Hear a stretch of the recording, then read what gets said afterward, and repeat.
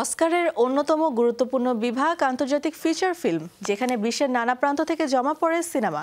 এবারও ভিন্ন ভিন্ন দেশ থেকে সিনেমা জমা পড়া শুরু হয়েছে। ইতিমধ্যে ইন্দোনেশিয়া, জাপান, তাইওয়ান ও ফিলিপিন সহ এশিয়ান সিনে ইন্ডাস্ট্রির অস্কারের জন্য জমা দিয়েছে মৌলিক ও সৃজনশীল সব গল্প।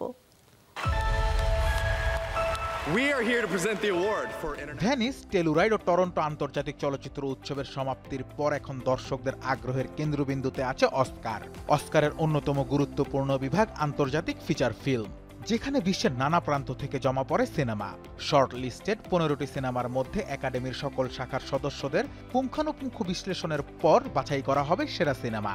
ফলে নির্মাতা ও দেশগুলো তাদের নির্মিত সেরা সিনেমাটাই বাছাই করছে অস্কারের জন্য।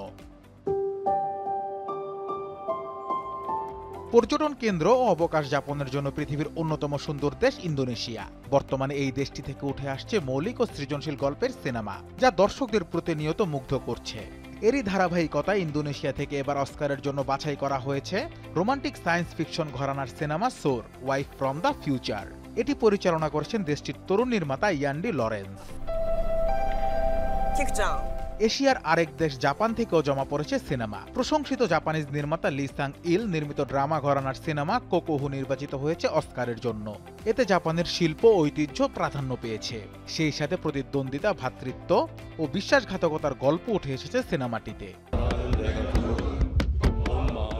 সদ্য সমাপ্ত টরন্টো আন্তর্জাতিক চলচ্চিত্র উৎসবের দ্বিতীয় সর্বোচ্চ পুরস্কার ইন্টারন্যাশনাল পিপল চয়েস অ্যাওয়ার্ড জিতে নিয়েছে কোরিয়ান নির্মাতা পার্ক চ্যান-উকের নো আদার চয়েস।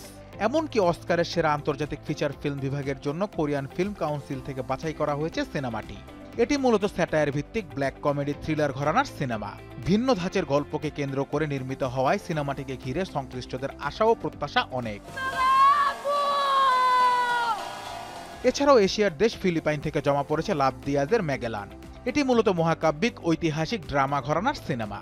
অক্টোবরের 1 তারিখ সিনেমা জমা দেওয়ার শেষ তারিখ। ফলে বেশিরভাগ দেশ থেকে ইতিমধ্যে জমা পড়েছে সিনেমা।